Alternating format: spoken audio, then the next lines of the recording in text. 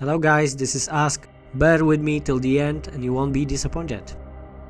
Until the 16th century, people believed that the Earth was at the center of the solar system and other celestial bodies revolved around it. Only in 1543, fearing the reaction of the Church, Nicolaus Copernicus published his work, thanks to which we know that the Sun is in the center and the other planets move around it. Until 1780, people believed that there were 7 major celestial bodies in the solar system: the Sun, the Moon, Mercury, Venus, Mars, Jupiter and Saturn. In 1781, thanks to improved telescopes, the planet Uranus was discovered. Its observation lasted 50 years until scientists came to the conclusion that this planet is under the gravitational influence of some other celestial body. Using mathematical calculations, another planet, Neptune, was found in 1846. The same statement as for Uranus came into effect, thanks to which in 1930 scientists discovered and located another planet, Pluto.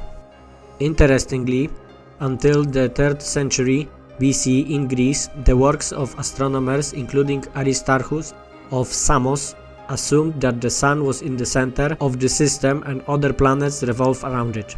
It can therefore be said that Copernicus rediscovered what the ancients knew until the 3rd century BC. Turning to merits, the ancient Sumerian texts and engravings openly talk about the existence of 12 planets, celestial bodies in our solar system. These are in turn the Sun, Mercury, Venus, Earth, the Moon, Mars, Nibiru, Jupiter, Saturn, Uranus and Neptune, with the one exception that the planet Nibiru in its ellipse extends beyond our solar system and returns every 3,600 years. The Sumerian texts describe the formation of the solar system and its planets, which then had different names. Here's that story. The Sun was called Apsu, Mercury Mummu, Venus Lahamu, Moon Kingu, Mars Lahmu, Jupiter Kishar, Saturn Anshar, and Pluto was named Gaga. There was another planet, Tiamat, larger than Mars but smaller than Jupiter. This planet was in close proximity to the ellipse of another planet that just appeared in our solar system. The planet Marduk, passing by Tiamat, hit it with its belt of asteroids, which circled around it just as Saturn rings revolve around it at the present time. This collision caused half of the planet Tiamat to crumble into pieces, which formed the asteroid belt present in our solar system to this day. This belt separates the 6 celestial bodies up to and including Mars from the others. The belt of these asteroids is now called the Forge Bracelet. From the rest of the planet Tiamat, the Earth was born, which drew Kingu to her and made it her satellite. This is now our moon.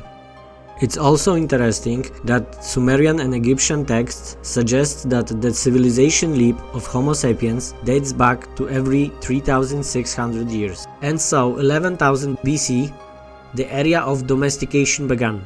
7,500 BC, people became farmers, raised animals, and above all pottery appeared.